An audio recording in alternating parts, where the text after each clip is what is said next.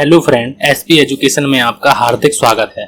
आज की क्लास में हम लोग बात करने वाले हैं बिहार स्टेट में, और मैंने आप लोगों को बताया हुआ है कि हम लोग फाइनेंशियल अकाउंटिंग की क्लास को कर रहे हैं, इनकम टैक्स को कर रहे हैं, कॉस्ट अकाउंट को कर रहे हैं, और मैंने बहुत सी क्लासें हैं। अब मैं आप लोगों को बहुत ही जल्द मैनेजमेंट अकाउंटिंग जो सिलेबस है आप लोगों का मैनेजमेंट अकाउंटिंग का, उसको भी मैं आप लोगों को पढ़ाने वाला हूं, और कंपनी लॉ की बात भी हम लोग आपको बहुत ही जल्द करेंगे। अभी मैं ये नहीं कह सकता कि मैं कंपनी लॉ करवाने वाला हूं। हाँ, ये बात जरूर है कि हम लोग बहुत जल्दी कंपनी लॉ को जो है आप लोगों की सिलेबस में है, उसको भी हम लोग कंप्लीट करने वाले हैं। अगर आप लोगों को एसपी एजुकेशन चैनल के द्वारा जो प्रयास किया जा रहा है अगर अच्छा लगता है तो प्लीज़ आप लोग एसपी एजुकेशन चैनल को सब्सक्राइब करें, ज़्यादा से ज़्यादा लोगों को शेयर करें, क्योंकि मैं आप लोगों को लाइक तो आप लोग कर ही सकते हैं, मैं आप लोगों के लिए इतनी मेहनत से वीडियो बनाता हूं अगर, ठीक है। और एक बात और आप लोग याद रखिएगा कि आप लोगों को ये जो पीडीएफ है आप लोगों को मिनिमम कॉस्ट पर, आप लोगों को बिल्कुल मिनिमम चार्जेस पर आप लोगों को एक क्लास से लेकर, मैं एक क्लास का पीडीएफ नहीं देता हूँ। याद रखिए कि मैं क्लास में आपको बात करता हूँ कि क्लास एक से लेकर क्लास आज तक, मतलब कि क्लास 10 तक की आप लोगों को एक साथ में पीडीएफ मिल जाएगी। एक साथ मतलब एक पीडीएफ में मैं आप लोगों को इकट्ठा करके एक पीडीएफ बना के दे दूंगा, बस बिल्कुल मिनिमम चार्जेस पर आप लोगों को वो पीडीएफ मिल जाएगी। अगर आप लोगों को चाहिए तो आप लोग डिस्क्रिप्शन बॉक्स में लिंक दे दिया है, आप लोग वहां पर जाकर उसको ले सकते हैं। बात आती है कि आज की हम लोग क्लास में करने क्या वाले हैं, तो मैंने आप लोगों को बताया है कि हम लोग जो है सिलेबस के अकॉर्डिंग पढ़ रहे हैं। तो हम लोगों को पिछली क्लास में अगर हम लोग बात करते हैं तो पिछली क्लास में हम लोगों ने जो क्लास की थी, अगर हम लोग बात करते हैं आज की क्लास में अगर हम लोग बात करते हैं तो प्रिपरेशन ऑफ ट्रायल बैलेंस की हम लोग बात करने वाले हैं। और पिछली क्लास में हम लोगों ने बात करते हैं तो मैंने आप लोगों को वहां पर जो है अशुद्धियां, इकहरा लेखा प्रणाली, सिंगल अकाउंटिंग सिस्टम के बारे में मैंने आप लोगों को बताया था। तो आज की क्लास में हम लोग प्रिपरेशन ऑफ ट्रायल बैलेंस मतलब कि तलपट के बारे में जानेंगे। तलपट का अर्थ क्या है, तलपट की विशेषताएं क्या होती हैं, तलपट की कौन कौन सी विधियां होती हैं जिनसे हम तलपट बना सकते हैं, ठीक है। जहां से क्वेश्चन पूछे गए हैं वो भी मैं आप लोगों को साथ ही साथ में बताते हुए चलूंगा, ठीक है। तो आज की क्लास को शुरू करते हैं। आज की क्लास में कि हम लोगों को बिना समय गवाए हम लोगों को आज की क्लास शुरू करनी है। तो आज की क्लास में सबसे पहला तलपट के बारे में हम लोग जानेंगे कि तलपट क्या है। तलपट के बारे में ज़्यादा से ज़्यादा आप लोगों को मालूम होता है, लेकिन हम लोगों को फिर भी कुछ बातें जो हैं अधूरी लगती हैं, तो हम लोग उनकी बातें करेंगे। देखो, तलपट के बारे में और अगर मैं आप लोगों को जो भी बातें पढ़ाऊंगा वो आप लोग ये मानिए कि ये पूर्ण हैं। अब उसके बाद आप कॉपियों में, किताबों में अगर देखते हैं तो आपको यही बातें मिलने वाली हैं, ठीक है। अब यहाँ से क्वेश्चन कैसे पूछे जाते हैं तो वो भी मैं आप लोगों को बताऊंगा। सबसे पहला लिखा हुआ है यहाँ पर तलपट। अब तलपट के बारे में हम लोग जानते हैं, तलपट को बोलते हैं इंग्लिश में ट्रायल बैलेंस कहते हैं, ठीक है। इंग्लिश में क्या कहते हैं, इसे ट्रायल बैलेंस कहते हैं। लिखा हुआ है तलपट में सबसे पहले कि भूमिका के बारे में हम लोग इसकी बात करते हैं कि दोहरा लेखा प्रणाली, डबल अकाउंटिंग सिस्टम के बारे में मैंने आप लोगों को बताया। डबल अकाउंटिंग सिस्टम क्या होता है, सिंगल अकाउंटिंग सिस्टम क्या होता है, वो भी मैंने आप लोगों को बताया। तो दोहरा लेखा प्रणाली के अंतर्गत लेखांकन प्रक्रिया का जो चतुर्थ चरण अगर पूछा जाता है तो तलपट या सूची बनाना है। तो ये क्वेश्चन यहाँ से आता है कि लेखांकन प्रक्रिया का चतुर्थ चरण जो है वो कौन, इसमें क्या है, पहली बात। और अगर दूसरी तरीके से क्वेश्चन पूछा जाता है कि तलपट जो है लेखांकन प्रक्रिया का कौन सा चरण है, तो इस प्रकार से क्वेश्चन पूछे गए हैं, ठीक है। ये क्वेश्चन आया हुआ है, इसीलिए मैंने इसको हाईलाइट कर दिया है।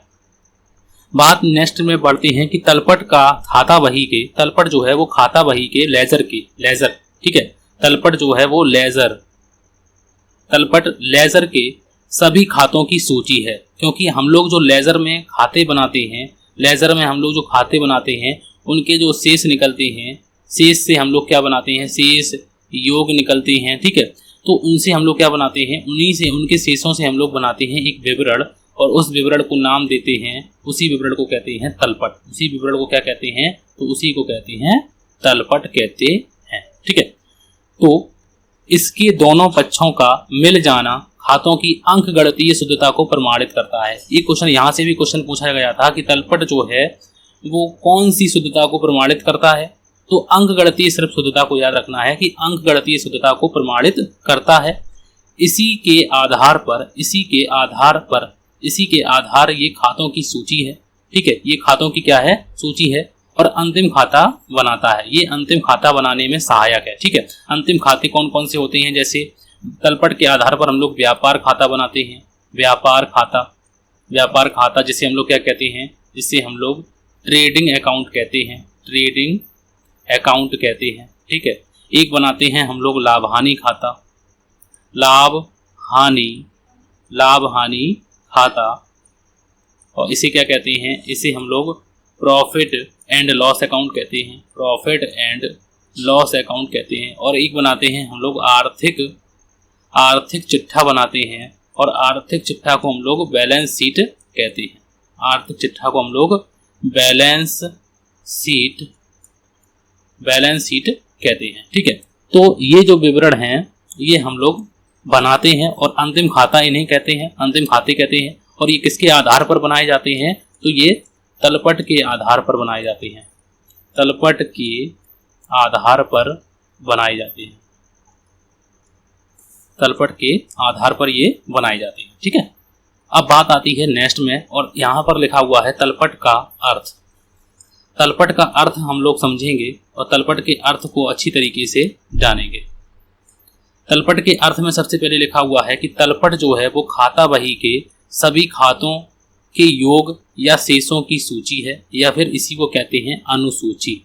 ठीक है, तो इसको याद रखिए कि इसे क्या कहते हैं, अनुसूची भी कहते हैं, इसे क्या कहते हैं, अनुसूची भी कहते हैं। यह एक निश्चित तिथि मतलब कि मासिक मतलब मंथली भी बना सकते हैं, क्वार्टरली भी बना सकते हैं, हाफ ईयरली भी बना सकते हैं, और वार्षिक भी बना सकते हैं, मतलब मासिक भी बना सकते हैं हम लोग, महीने वाइज भी बना सकते हैं, छमाही भी बना सकते हैं, तिमाही भी बना सकते हैं, और या फिर वार्षिक एनुअल भी बना सकते हैं।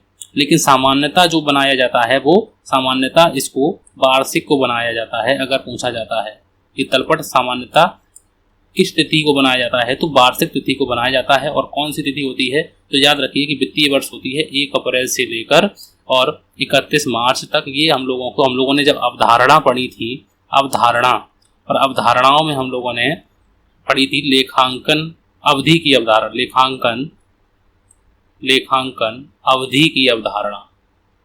लेखांकन अवधि की अवधारणा।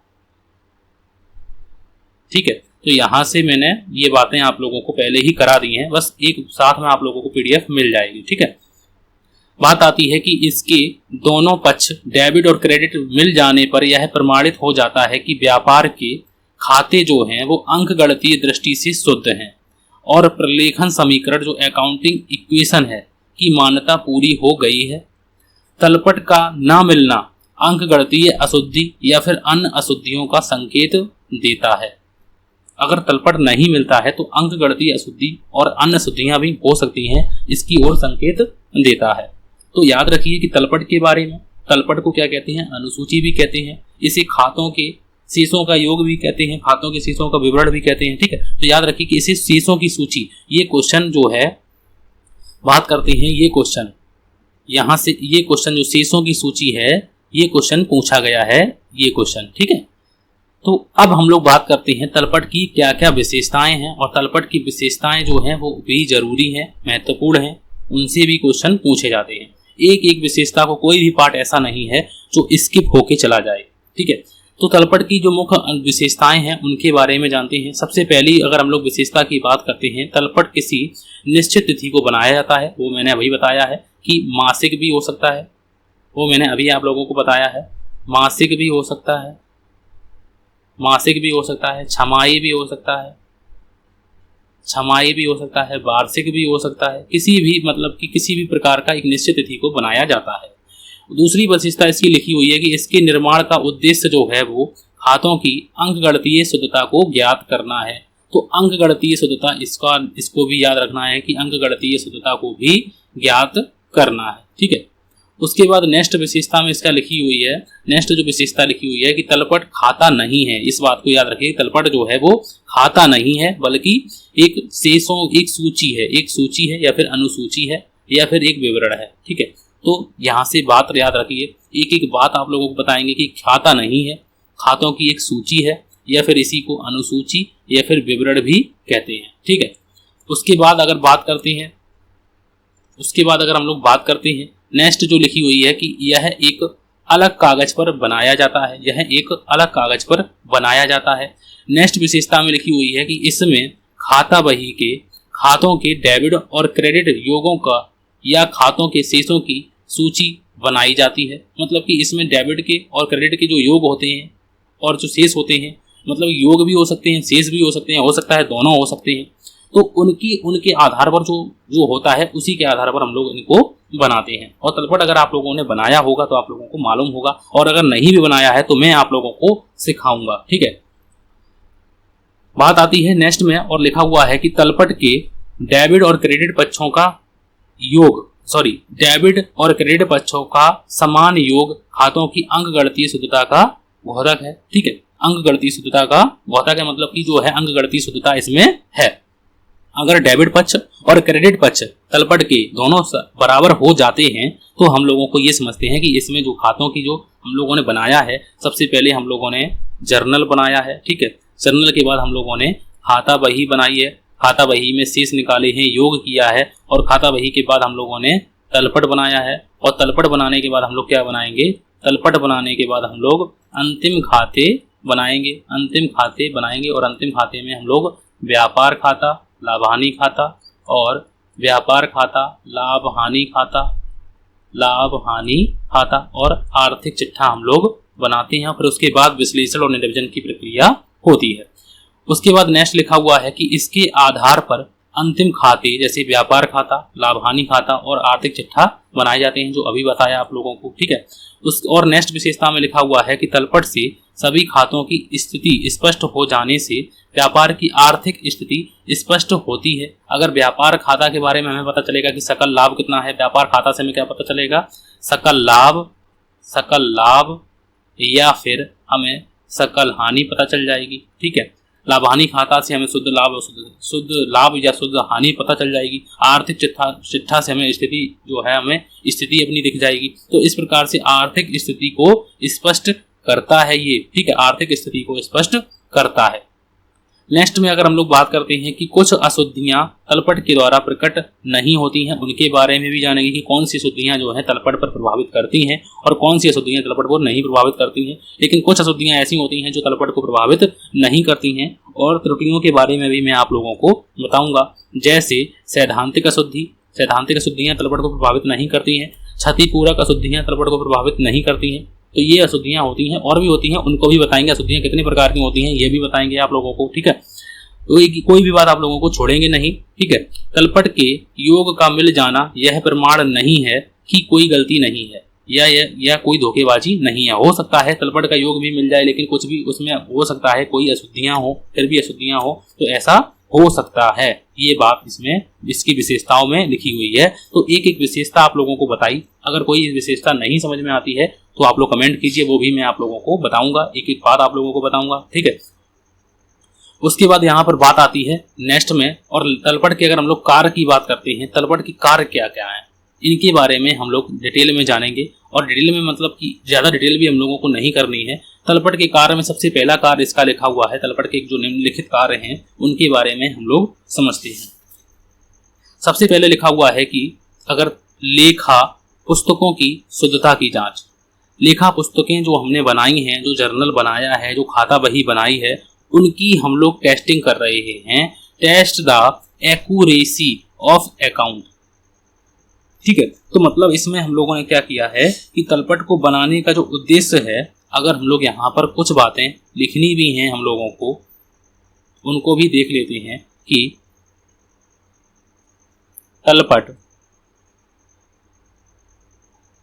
तलपट बनाने का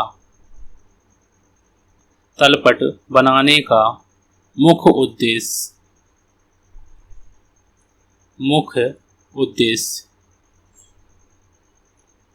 तलपट बनाने का मुख्य उद्देश्य खातों की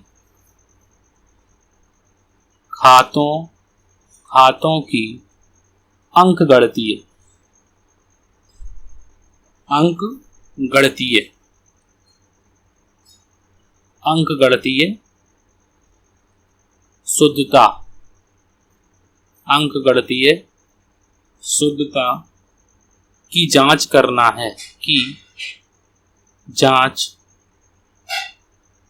करना है।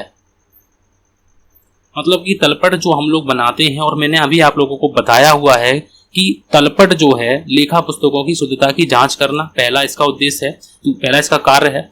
दूसरी जो लिखी हुई है कि दोहरा लेखा प्रणाली के पालन की जांच करना, दोहरा लेखा प्रणाली के जो इसके दोहरा लेखा प्रणाली के पालन की जांच करना। तो यहाँ पर अगर हम लोग बात करते हैं कि दोहरा लेखा प्रणाली में जितनी राशियां अगर हम लोग बात करते हैं जितनी राशि से कोई खाता डेबिट होता है, ठीक उतनी ही राशि से दूसरा खाता क्रेडिट होता है। ठीक है, तो इसकी जांच करना, ठीक है, इसकी जांच करना। तो इसके बारे में भी समझ लेते हैं कि दोहरा लेखा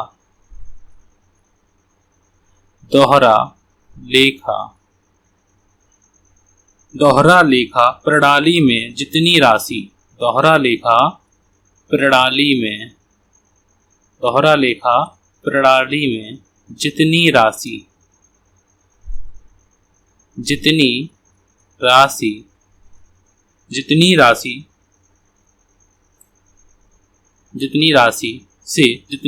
से कोई खाता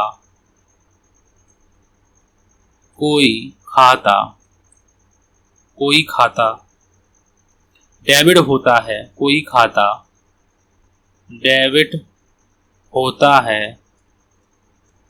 डेबिट होता है, ठीक उतनी ही राशि से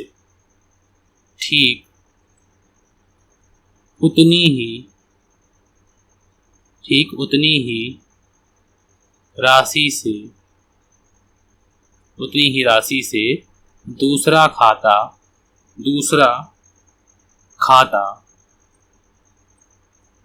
क्रेडिट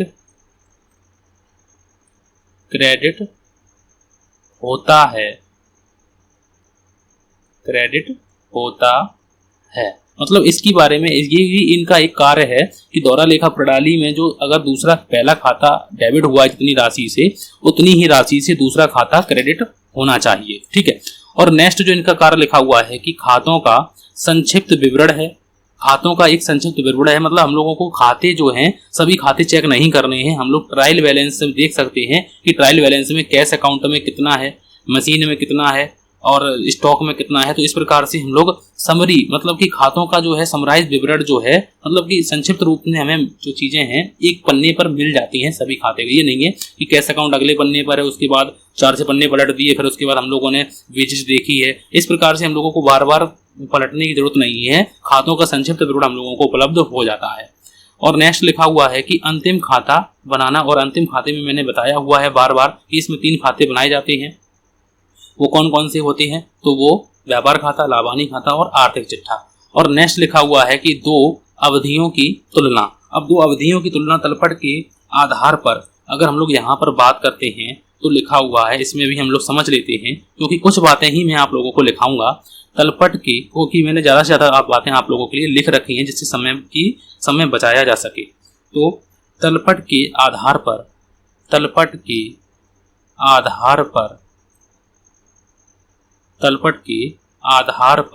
2 अवधियों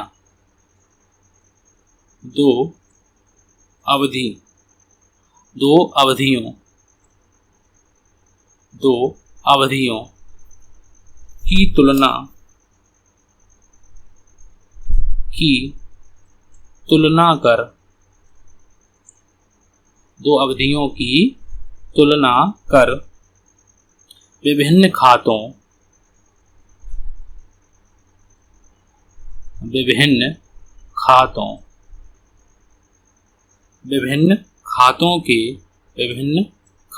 के शेषों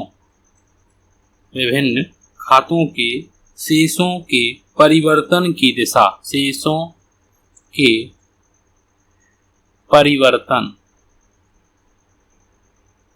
परिवर्तन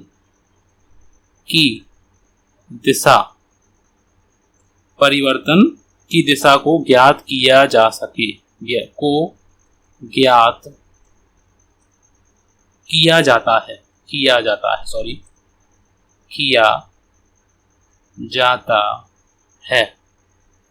मतलब कि इसमें दो अवधियों में तुलना भी हम लोग कर सकते हैं तलपट के आधार पर कि पिछली साल हम लोगों ने क्या क्या हम लोगों के पास था, कितने मतलब कैश थी, कितना मशीन थी, इस प्रकार से हम लोग कितना स्टॉक था, कितनी वेजेस थी, तो उनकी अवधि में हम लोग तुलना कर सकते हैं।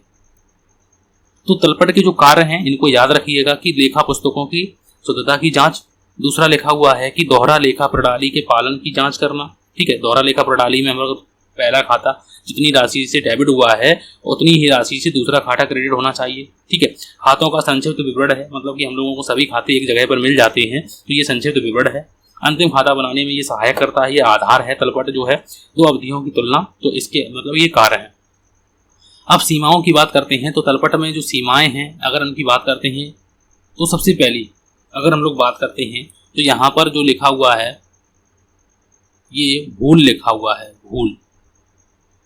भूल की अशुद्धि। ठीक है, भूल की अशुद्धि, एरर ऑफ जो लिखा हुआ है ओमिशन। ठीक है, वो अगर हम लोग बात करते हैं तलपट, ये तलपट लिखा हुआ है, यहाँ पर थोड़ा सा एरर है, टाइपिंग एरर है। ठीक है, माफी चाहते हैं।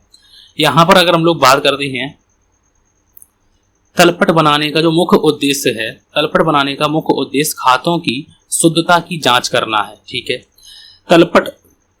तलपट के दोनों स्तंभों का योग मिल जाने के बावजूद भी यह विश्वास पूर्वक नहीं कहा जा सकता है कि खाता बही की पुस्तकों की कोई अशुद्धि नहीं है। मतलब कि अगर तलपट का योग मिल भी जाता है तो उसमें अभी भी विश्वास पूर्वक नहीं कहा जा सकता है कि खाता बही की पुस्तकों में कोई गलती नहीं है, कोई अशुद्धि नहीं है, ये भ्रम है। ठीक है, वस्तुतः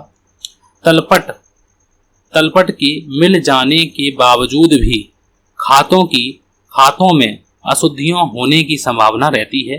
अतः यह कहना कि तलपट खातों की शुद्धता का अंतिम प्रमाण है तो ये गलत है। ठीक है, अगर ये बात कोई कहता है कि तलपट अगर हम खातों की शुद्धता की अगर जांच करनी है तो अगर हम तलपट बना देते हैं तो वो जांच पूरी हो जाएगी, ये बात बिल्कुल गलत है। अतः यह कहना तलपट खातों की शुद्धता का अंतिम प्रमाण है तो अंतिम प्रमाण नहीं हो सकता है। फिर भी कुछ उसमें अशुद्धियां हो सकती हैं। तो पहली अशुद्धि कौन सी है? वैसे तो मैंने एक एक अशुद्धि आप लोगों को पढ़ाई हुई है, आध घंटे की क्लास में मैंने आप लोगों को सिर्फ एरर ही बताया है, एरर को मैंने पढ़ाया है। पिछली बार मैंने फाइनेंशियल अकाउंटिंग के पोर्शन में आप लोगों को एरर की क्लास अलग से दी थी। ठीक है, तो इस बार तो मैं एमसीक्यू की क्लासें आप लोगों की अलग ले रहा हूँ, 14-15 क्लासें उसमें हो चुकी हैं और ये क्लास में डिटेल क्लास जो है वो मैं अलग ले रहा हूँ कि इससे ये ना लगे कि आप लोगों को कि एक ही समय में डिटेल भी बताते हैं और एमसीक्यू भी। आज जैसे मान लो आज को मैंने आप लोगों को जो है तलपट के बारे में मैंने आप लोगों को पढ़ाया है,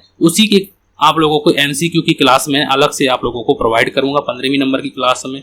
ठीक है, तो ऐसे ही हम लोग पढ़ाई को अच्छी तरीके से करते हैं, फ्री ऑफ कॉस्ट। यहाँ पर आप लोगों को कोई मतलब कि देना नहीं है। आप लोगों को कुछ अगर पीडीएफ चाहिए आप लोगों को अगर फिर भी तो आप लोग ले सकते हैं, कोई इसमें ज़रूरत की नहीं है। इसमें आप लोग अगर पढ़ लेते हैं और अपने नोट्स बना लेते हैं तो कोई ज़रूरत की आवश्यकता नहीं होती है। ठीक है, पीडीएफ की वैसे भी हम लोग मोबाइल में बहुत सी पीडीएफ बहुत सा डाटा होता है, लेकिन अगर फिर भी आप लोगों को चाहिए तो आप लोग डिस्क्रिप्शन बॉक्स में देख सकते हैं, कोई दिक्कत की बात नहीं है। ठीक है, अब पहली नंबर अशुद्धि की बात करते हैं तो भूल की अशुद्धि। भूल की अशुद्धि मतलब कि कुछ बातें अगर हम भूल जाते हैं बाई मिस्टेक तो ये भूल की अशुद्धि होती है। जैसे यहाँ पर यदि किसी लेन देन की कोई प्रविष्टि जो है वो हम रोजनामचा मतलब जर्नल या फिर सहायक वहियों में लिखने से छूट जाती हैं तो उसे हम भूल की अशुद्धि कहते हैं।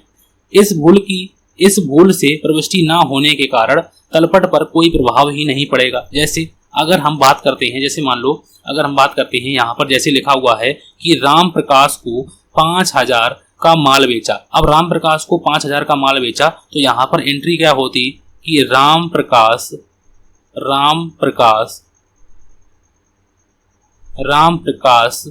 डेबिट। ठीक है, राम प्रकाश को डेबिट करते हैं हम लोग। और अगर हम लोग क्रेडिट की बात करते हैं तो क्रेडिट में हम लोग क्या करते, तो क्रेडिट में हम लोगों ने क्या बेचा है, माल बेचा है, तो यहाँ पर हम लोग क्या लिखते, सेल्स अकाउंट। ठीक है, तो यही एंट्री करते। अब जब हमने एंट्री ही नहीं की, मतलब कि डेबिट में राम प्रकाश को लिखा ही नहीं, क्रेडिट में हमने सेल को लिखा ही नहीं, तो ना तो डेबिट में लिखा है 5000 ना क्रेडिट में लिखा है, तो इससे इस अशुद्धि से कोई प्रभाव पड़ेगा तलपट पर? नहीं पड़ेगा। क्योंकि अगर देखते हैं राम प्रकाश को हम लोग डेबिट करते, डेबिट में लिखते राम प्रकाश, क्योंकि राम प्रकाश हमारे क्या है, डेब्टर्स हैं। ठीक है, और अगर सेल लिखते तो सेल हमारे सेल हम लोग कहाँ लिखते, तो सेल हमारी क्रेडिट में लिखते। तो जब डेबिट की पक्ष की बात भी नहीं होगी, डेबिट के पक्ष को भी नहीं लिखेंगे और क्रेडिट पक्ष को भी नहीं लिखेंगे, तो हम लोगों को जो तलपट में प्रभाव पड़ेगा, तो तलपट पर प्रभाव कोई नहीं पड़ेगा ना, क्योंकि जब हमने डेबिट भी नहीं लिखा ना क्रेडिट लिखा तो कोई प्रभाव नहीं पड़ेगा। तो पहली अशुद्धि भूल की शुद्धि है, तो इसको समझ में आ गया होगा आप लोगों को। मैं देखो समझा भी देता हूँ आप लोगों को कि इस प्रकार से एंट्री हो सकती है। ठीक है, बात आती है नेक्स्ट क्वेश्चन की, नेक्स्ट अशुद्धि की। लिखा हुआ है कि हिसाब की अशुद्धि। अब हिसाब की अशुद्धि इसे कहते हैं कि खतौनी या फिर गणना या फिर जोड़ने संबंधी अशुद्धि जो है वो हिसाब की अशुद्धियां कहलाती हैं। मतलब कि खतौनी करने में, गणना करने में, मान लो हम लोगों ने 2 गुणे 2 करना था तो यहाँ पर 4 होते, ठीक है, लेकिन हम लोगों ने यहाँ पर कितना कर दिया है, 2 गुणे 3 कर दिया है, तो यहाँ पर 6 हो गए हैं, तो ये गणना की अशुद्धि है। जोड़ने में हम लोगों पर टाइपिंग मतलब कि जो एरर है, जैसे हम लोग जब आप लोगों को टाइपिंग एरर हो सकता है, तो इस प्रकार से गणना करने में, जोड़ने में भी कुछ गलतियां हो सकती हैं। जैसे यहाँ पर लिखा हुआ है कि 5000 की उधार बिक्री को गलती से हम लोगों ने कितने रुपए लिख दिया है, 500 लिख दिया है। तो मतलब एक 5000 लिखना था इस प्रकार से, लेकिन हम लोगों ने एक बिंदी कम लिख पाए, तो ये 500 की अशुद्धि। मतलब यहाँ पर जो है देखो ध्यान से, तो ये अशुद्धि है, बिल्कुल अशुद्धि है। कौन सी अशुद्धि है, तो ये गणना संबंधी अशुद्धि है। तो ये भूल की अशुद्धि नहीं है। भूल की अशुद्धि वो होती है जब हम लोग लिखते ही नहीं तो भूल की अशुद्धि है। लेकिन लिखा है, लेकिन गलती से धोखे से हम लोगों ने एक 0 कम लिखा है, तो ये गणना की अशुद्धि है। ठीक है, ये गणना की अशुद्धि है। तो इस पर अगर हम लोग बात करते हैं तो इस अशुद्धि का पता जो है तलपट मिलने के बावजूद भी नहीं लग पाएगा और ना ही तलपट पर इसका कोई प्रभाव पड़ेगा। ठीक है, तो अगर हम लोग बात करते हैं जैसे 5000 की उधार बिक्री की, लेकिन लिखी कितने की हम लोगों ने, 500 की, तो 500 की उधार बिक्री करी है, तो 500 तो हम लोग लिख दिए ना, 500 ही लिखेंगे। अब 5000 की है तो 5000 को लिखना चाहिए था। तो इस प्रकार से हम लोगों को ये अशुद्धि जो है तलपट पर प्रभाव नहीं करती है। ठीक है, यहाँ पर लिखा हुआ है कि नहीं करेगी। ठीक है, बात आती है नेक्स्ट में, और नेक्स्ट अशुद्धि की बात करते हैं सिद्धांत की। मतलब सिद्धांत ही गलत हो जाए। जैसे अगर मजदूरी जो है, मजदूरी की है और मशीन लगाई है, जैसे मान लो कि मजदूरी, तो हम लोगों ने मजदूरी एक अलग वर्ड है मजदूरी, लेकिन अगर मशीन को लगाने में अगर हम लोगों ने मजदूरी दी है, तो वो मशीन की लागत में हम लोगों को जोड़नी चाहिए थी, लेकिन हम लोगों ने किस में जोड़ दी है, आहरण किया है, तो उसको भी हम लोगों ने गलत अकाउंट में जोड़ दिया है। तो इस प्रकार से सिद्धांत की अशुद्धि है। जब सिद्धांत ना पता हो तो उसको सिद्धांत की अशुद्धि कहते हैं। जैसे हमको उसकी भी बात करेंगे, दोहरा लेखा प्रणाली के सिद्धांत के अनुसार प्रविष्टियों को नहीं करने की अशुद्धियां जो है सैद्धांतिक अशुद्धियां कहलाती हैं। मतलब कि सिद्धांतों के अनुसार अगर हम नहीं चलते हैं तो वो सैद्धांतिक अशुद्धियां कहलाती हैं। उन अशुद्धियों के बावजूद भी तलपट मिल जाते हैं। मतलब कि सैद्धांतिक अशुद्धियां तलपट पर प्रभावित नहीं करती हैं। जैसे पूंजीगत आय को आयगत व्यय मानना, या फिर आयगत व्यय को पूंजीगत व्यय मानना। ठीक है, पूंजीगत आय को आयगत आय, यहाँ पर आय मानना। ठीक है, पूंजीगत आय है मतलब कि ऐसी आय है, इनकम है, ऐसी इनकम जो आप लोगों को कभी कभार मिलने वाली है, कभी कभार मिलेगी, लेकिन उसको आपने क्या मान लिया है कि उसको आपने डेली मिलने वाली आय मान लिया है, रोज मिलने वाली आय मान लिया है, या फिर ऐसे व्यय जो आप लोगों को हर रोज करने हैं उनको आप लोगों ने पूंजीगत व्यय मान लिया है। तो इस प्रकार से जो है वो सिद्धांतिक अशुद्धियां कहलाती हैं। और व्यय को मैं आप लोगों को एक क्लास में आप लोगों को व्यय के बारे में भी आप लोगों को पढ़ाऊंगा कि कैपिटल एक्सपेंडिचर कौन से होते हैं, रेवेन्यू एक्सपेंडिचर कौन से होते हैं, अलग से क्लास पढ़ाऊंगा। ठीक है, उसके बाद बात आती है कुछ बातें, देखो जैसे डेप्रीसिएशन है, आप लोगों को डेप्रीसिएशन में आप लोगों को बहुत अच्छी तरीके से पढ़ाऊंगा। भले ही आप लोगों के सिलेबस में ना हो, लेकिन डेप्रीसिएशन हम लोग पढ़ेंगे, अच्छी तरीके से पढ़ेंगे। ठीक है, कुछ बातें जैसे हम लोग एरर की बात करते हैं तो एरर को भी हम लोग पढ़ेंगे, अलग से पढ़ेंगे, और जो एक्सपेंडिचर हैं उनको भी हम लोग अलग से पढ़ेंगे। तो कुछ बातें जो हैं उनको हम लोगों को अलग से पढ़नी होंगी, तभी हम लोगों को हो सकता है एग्जाम में देखने को मिल जाए ये बातें। ठीक है, क्षतिपूरक अशुद्धियां कौन सी होती हैं तो उनके बारे में भी हम लोग जान लेते हैं। क्षतिपूरक अशुद्धियां जो बात करते हैं, जब एक खाते के एक पक्ष की गलती का समायोजन विपरीत पक्ष की उतनी ही रकम को भूल जाता है, तो ऐसी अशुद्धि क्षतिपूरक अशुद्धि कहलाती है। जैसे अगर हम लोग बात करते हैं, जैसे से आप लोगों को एग्जाम्पल से जल्द समझ में आ जाएगा। जैसे रमेश के खाते में 2000 के बजाय 20 डेबिट कर दिए, मतलब कि 2000 करने थे डेबिट, कर कितने दिए 20, तो कितने कम किए, आप लोगों ने 1980 कम किए, ठीक है। और सुरेश के खाते में 20 की डेबिट करने के बजाय आपने कितने कर दिए 2000 कर दिए। अब 20 करने थे और यहाँ पर कितने कर दिए 2000 कर दिए, तो यहाँ पर कम किए और यहाँ पर कितने किए ज़्यादा किए 1980। तो ये जो अशुद्धि है इसका जो है कंपनसेशन इससे हुआ है, तो ये अशुद्धि सैद्धांतिक क्षतिपूरक अशुद्धि कहलाती है। मतलब एक ही क्षति को दूसरी अशुद्धि ने पूरा कर दिया है। दो अशुद्धियां हुई हैं यहाँ पर, एक यहाँ पर हुई है और एक यहाँ पर हुई है, लेकिन दोनों ने आपस में कंपनसेशन करके रिफ्लेक्शन को खत्म कर दिया है, तो इसीलिए इसे क्षतिपूरक अशुद्धि कहते हैं, ठीक है। बात आती है खतौनी की अशुद्धि में बात करते हैं तो रोजनामचा या सहायक पुस्तकों में खातों में खतौनी करने की अशुद्धियां को खतौनी की अशुद्धियां कहते हैं। इसके अंतर्गत खतौनी गलत खाते में ठीक पक्ष में लिखी जाती है। मतलब कि गलत खाते में लिख दी है लेकिन पक्ष ठीक है, जो पक्ष लिखना था वो ठीक लिखा है। परिणाम स्वरूप तलपट पर कोई प्रभाव नहीं पड़ता है, क्योंकि हम लोगों ने गलत खाते में सही एंट्री डाल दी है। एंट्री किसी दूसरे खाते की डालनी थी लेकिन डाल किसी दूसरे खाते में दी। ऐसे राम प्रसाद से हम लोगों ने माल खरीदा। खतौनी करते समय रामचरण के खाते को क्रेडिट कर दिया गया और रामप्रसाद और रामचरण का खाता गलत शेष प्रदर्शित करने के बावजूद भी तलपट मिल जाएगा, क्योंकि हम लोगों ने रामप्रसाद, देखो यहाँ पर रामप्रसाद से माल खरीदा तो हम लोगों ने क्या लिखेंगे परचेज अकाउंट डेबिट लिखेंगे। और टू किससे खरीदा हम लोगों ने, तो रामप्रसाद से, ठीक है। और यहाँ पर हम लोगों ने किसका कर दिया, रामचरण का कर दिया है, तो रामचरण के खाते में क्रेडिट कर दिया है, यहाँ की बजाय हम लोगों ने रामचरण का खाता लिख दिया है, ठीक है। तो यहाँ पर जो शेष निकलेंगे वो गलत निकलेंगे, लेकिन है तो एक ही बात, नाम तो है, तो इसीलिए ये शेष जो है तलपट पर प्रभावित नहीं करता है, ठीक है। तो इनको भी मैंने आप लोगों को थोड़ा थोड़ा करके बता दिया है कि ये अशुद्धियां जो है तलपट प्रभावित नहीं करती हैं, लेकिन अशुद्धियों को हम लोगों को अलग से पढ़ना होगा। मैं आप लोगों को साथ ही साथ में कुछ वहां पर एग्जाम्पल भी दिखाऊंगा, करके दिखाऊंगा, मतलब कि वहां पर एंट्री करके बताएंगे आप लोगों को, ठीक है। बात आती है और लिखा हुआ है नेक्स्ट में, और यहाँ से क्वेश्चन पूछे गए हैं। पहली बात की तलपट बनाने की कितनी विधियां होती हैं, तो याद रखिए कि तलपट बनाने की 3 विधियां होती हैं। पहली विधि होती है योग विधि। इसको हम लोग एग्जाम्पल में आप लोगों को अगली क्लास में करके दिखाएंगे कि योग विधि क्या होती है, शेष विधि क्या होती है और मिश्रित विधि क्या होती है, और कौन सी विधि जो है सबसे उपयुक्त मानी जाती है, इस पर भी बात करेंगे।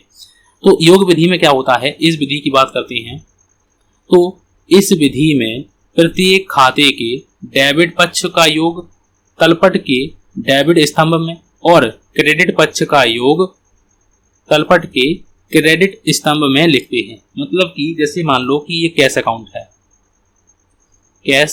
है, तो कैश अकाउंट बनाने में हम लोग डेबिट पक्ष और ये क्रेडिट पक्ष है, तो इसका योग करेंगे और इसका योग करेंगे। तो इसका योग जो है, इसका योग हम लोग जब हम लोग ट्रायल बैलेंस बनाएंगे ना, तो ट्रायल बैलेंस बनाते समय हम लोग जब ट्रायल बैलेंस बनाएंगे ना, तो ये 2 पक्ष हैं, ये है डेबिट पक्ष और ये है क्रेडिट पक्ष, ये है नेम ऑफ अकाउंट और ये है LF, ठीक है। तो जब हम लोग बनाएंगे ना, तो जैसे डेबिट पक्ष का योग कैश यहाँ पर लिख दिया हम लोगों ने, नेम ऑफ अकाउंट में हम लोगों ने कैश अकाउंट लिख दिया, ठीक है। और यहाँ पर डेबिट पक्ष का योग लिखेंगे, यहाँ पर हम लोग क्रेडिट पक्ष का योग लिखेंगे, ठीक है। तो इस प्रकार से हम लोग इनके शेषों को निकालेंगे, मतलब कि योगों के द्वारा हम लोग यहाँ पर तलपट को बनाएंगे, तो इसे कहते हैं योग विधि।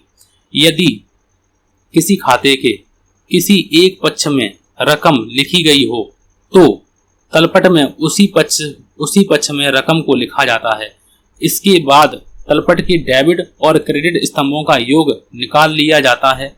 यह योग रोजनामचा के कुल योग के बराबर होता है। यह योग जो है वो रोजनामचा के कुल योग के बराबर होता है, तो इसे योग विधि कहते हैं। इसको कराएंगे तब आप लोगों को बताएंगे। अभी फिलहाल आप लोग इतना समझ लीजिए कि तलपट बनाने की कितनी विधियां होती हैं। योग विधि होती है, शेष विधि होती है और मिश्रित विधि होती है। योग विधि में हम लोग क्या करते हैं, कैसे करते हैं, ये मैं आप लोगों को बाद में बताऊंगा, लेकिन क्या करते हैं ये बातें आप लोग समझ लीजिए, ठीक है। शेष विधि में क्या होता है और सबसे उपयुक्त विधि मानी जाती है, सबसे उपयुक्त विधि और सर्वाधिक सर्वाधिक जो है उपयोग होने वाली विधि मानी जाती है शेष विधि, बैलेंसिंग मेथड। इसीलिए इसे हम लोग क्या कहते हैं, इसीलिए इसको नाम जो है अगर हम लोग बात करते हैं तो ट्रायल बैलेंस, इसीलिए इसी बैलेंस, ट्रायल बैलेंस जो कहते हैं ना इसे, ट्रायल बैलेंस, तो इसी विधि पर इसका नाम जो है, तलपट को ट्रायल बैलेंस कहते हैं। और ट्रायल बैलेंस क्यों कहते हैं, तो ये इस विधि के आधार पर हम लोग इसको ट्रायल बैलेंस कहते हैं, क्योंकि इसमें हम लोग इसको बैलेंसिंग मेथड कहते हैं। ठीक है, बैलेंसिंग मेथड से याद रखिए इस बात को। दूसरी विधि है शेष विधि। इसमें क्या होता है कि इसमें हम लोगों ने इस पक्ष का योग किया है, मान लो 10,000, इस पक्ष का योग किया है 10,000, ये पक्ष हम लोगों का बड़ा है और इसका भी हम लोगों ने योग कर दिया है 10,000, लेकिन इसका जब हम लोगों ने योग किया है ना, तो इसका योग जो है टू बैलेंस में हम लोगों को यहाँ पर आया है, टू बैलेंस में मान लो 2,000 रुपये। तो यहाँ पर जो हम लोग लिखेंगे ना, तो इसको शेष को लिखेंगे, इनको नहीं लिखेंगे, योगों को नहीं लिखते हैं हम लोग, शेष को लिखते हैं, तो इसीलिए इसे शेष विधि कहते हैं। तो इस विधि में तलपट बनाने हेतु सभी खातों का पृथक पृथक शेष निकाला जाता है। तत्पश्चात खाता के डेबिट शेष को तलपट के डेबिट स्तंभ में और खाता के क्रेडिट शेष को तलपट के क्रेडिट स्तंभ में लिखा जाता है। जिन खातों का दोनों पक्षों का योग समान होता है, अर्थात कोई शेष नहीं होता है, उन्हें तलपट में नहीं लिखा जाता है। इसके बाद तलपट के डेबिट और क्रेडिट पक्षों का योग निकाला जाता है और योग बराबर आता है, तो इसे तलपट मतलब कि सही होता है और उसमें जो है अंक गणितीय शुद्धियां नहीं होती। और नेक्स्ट जो मेथड है उसकी बात करते हैं, और उसमें लिखा हुआ है कि मिश्रित विधि में क्या होता है कि योग विधि और शेष विधि दोनों को मिक्सअप करके हम लोग बनाते हैं, तो उसे हम लोग मिश्रित विधि कहते हैं। तो इस विधि में योग विधि और शेष विधि का मिश्रित रूप है। इस विधि में खातों के योग और शेष को तलपट में साथ साथ लिखते हैं। इसमें रकम के 4 स्तंभ, 2 स्तंभ योग के और 2 स्तंभ शेष के होते हैं। योग और शेष के साथ साथ लिखने से अंक गणितीय अशुद्धियों की संभावना न्यूनतम हो जाती है और योग और शेष निकालने का कार्य एक साथ करने से समय और श्रम अधिक लगता है। इसी कारण यह विधि जो है वो व्यवहारिक और लोकप्रिय नहीं है। तो याद रखिए, इस बात को यहाँ पर अंडरलाइन कर लीजिए। सबसे लोकप्रिय विधि जो है वो आप लोगों की शेष विधि है। ठीक है, तो वो कौन सी विधि है, तो याद रखिए कि वो शेष विधि है। बात आती है और आज की हम लोगों की अंतिम बात हम लोगों को करनी है कि भूल चूक खाता क्या है, उचंत खाता क्या है।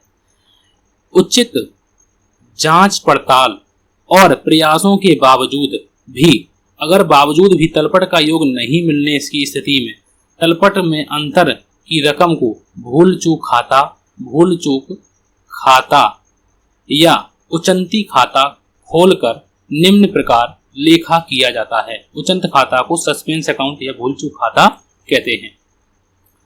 यहां पर पहली नंबर बात कि यदि तलपट के डेबिट पक्ष का योग अधिक है और भूल चूक खाता की राशि को क्रेडिट पक्ष में लिखते हैं। अगर जैसे मान लो कि यहाँ पर डेबिट पक्ष है 1 लाख और क्रेडिट पक्ष है 99,000, तो यहाँ पर जब सब मतलब कि बहुत प्रयासों के द्वारा मतलब देख लिया है, समस्त जांच पड़ताल कर ली है, सही तरीके से देख लिया है, फिर भी उसमें कुछ अंतर है, तो यहाँ पर जो सस्पेंस अकाउंट हम बनाएंगे और यहाँ पर कितने लिख देंगे 1,000, और 1,000 लिखने से तो हम लोग यहाँ लिखे हुआ है कि यदि तलपट के डेबिट पक्ष का योग अधिक है तो भूल चूक खाता की राशि को हम लोग कहाँ लिखते हैं, क्रेडिट पक्ष में लिखते हैं और आर्थिक चिट्ठा के दायित्व साइड में लिखते हैं, क्योंकि ये क्वेश्चन यहाँ से पूछा गया था। आर्थिक चिट्ठा में फिर हम लोग इसको कहाँ लिखेंगे, तो आर्थिक चिट्ठा में हम लोग इसको दायित्व साइड में लिखेंगे। कहाँ लिखेंगे, दायित्व साइड में लिखेंगे। लायबिलिटी है, ठीक है, तो ये लायबिलिटी है। अब 1,000 यहाँ पे हो गए, तो यहाँ पर 99 में एक और जोड़ देंगे तो हम लोगों को कितने हो जाएंगे, यहाँ पर 1 लाख हो जाएंगे, और इस प्रकार से हम लोगों को योग समान हो जाएगा। यदि अगर दूसरी बात लिखी हुई है यहाँ पर कि यदि तलपट के क्रेडिट पक्ष का योग अधिक है, मान लो अब की बार हम लोगों को ये वाला छोटा है, अगर हम लोगों को ये वाला 99,000 का है और ये वाला हम लोगों का 1 लाख का है, तो हम लोग इसके शेष को कहाँ लिखेंगे, तब हम लोग यहाँ पर लिखेंगे, और तब ये इसको हम लोग, ये क्या है हमारी, तो ये हमारी अब संपत्ति है, तो इसको हम लोग कहाँ लिखेंगे, आर्थिक चिट्ठा में हम लोग कहाँ लिखेंगे, तो भूल चूक खाता की राशि को हम लोग डेबिट पक्ष में लिखेंगे और आर्थिक चिट्ठा में अगर हम लोग लिखेंगे तो इसे आर्थिक संपत्ति पक्ष में लिखा जाता है। और भविष्य में सभी अशुद्धियों के मिलने पर आवश्यक प्रविष्टि इस खाता को बंद कर दिया जाता है और इसके बाद एक खाता भूल चूक खाता और दूसरा खाता अशुद्धियों से संबंधित खाता होता है। ठीक है, तो यहाँ पर जो है भूल चूक खाता से यहाँ से क्वेश्चन जो है पूछे गए थे। ठीक है, तो अगर तलपट का मतलब भूल चूक खाता का जो लिखा जाता है, लिखी हुई राशि अगर क्रेडिट पक्ष में लिखी जाती है तो वो दायित्व है और अगर वो डेबिट पक्ष में लिखी जाती है तो वो संपत्ति है। तो इस बात को याद रखिएगा। हो सकता है आप लोगों को भूल चूक खाता के बारे में तो पता हो, लेकिन ये बात आप लोगों को हो सकता है ना मालूम हो। तो आज की क्लास में मैंने आप लोगों को क्या क्या बातें बताई हैं। तो सबसे पहले मैंने आप लोगों को तलपट के बारे में बताया, तलपट के अर्थ के बारे में बताया मैंने आप लोगों को, तलपट की विशेषताओं के बारे में बताया कि एक विशेषता को आप लोगों को बताया है। ठीक है, उसके बाद मैंने आप लोगों को तलपट के कार्य बताए हैं कि लेखा पुस्तकों की जांच, दोहरा लेखा प्रणाली के पालन की जांच करेंगे, खातों की संक्षिप्त विवरण है, अंतिम खाता बनाना, दो अवधियों की तुलना। तो इस प्रकार से तलपट की सीमाएं भी होती हैं, तो उनको भी मैंने आप लोगों को बताया। तलपट की विधियां कितनी होती हैं, तो 3 विधियां होती हैं, योग विधि, शेष विधि और मिश्रित विधि। अगर आप लोगों को आज की क्लास अच्छी लगी है तो प्लीज़ आप लोग लाइक करें, शेयर भी करें आप लोग साथ ही साथ में इसको, और अगर आप लोगों को चैनल पसंद आता है तो इसको सब्सक्राइब करें। तो आज की क्लास के लिए थैंक यू। और इसकी जो MCQ क्लासें हैं आप लोगों को बहुत ही जल्द मिलेगी आप लोगों को, इसकी आप लोग प्रैक्टिस करिएगा। तो आज की क्लास के लिए थैंक यू फॉर वॉचिंग।